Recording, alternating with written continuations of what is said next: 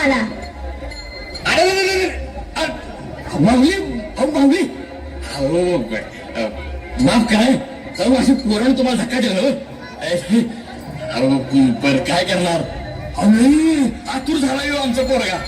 कधी एकदा पांडुरंगाला बघीन, कधी एकदा विठोबा राहायला पाहिन म्हणून मला नुसता पळवत आणला बघा त्याने.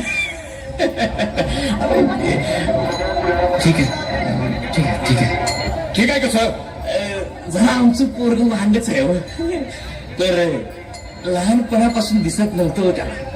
पण माऊली, याच्या आईनं पांडुरंगापाशी नवस केला होता, माझ्या पोराला दृष्टी दे रे बाबा म्हणून. आणि काय बघा की आमच्या गावात एक डॉक्टर आला आणि म्हणाला याला दिसू शकत.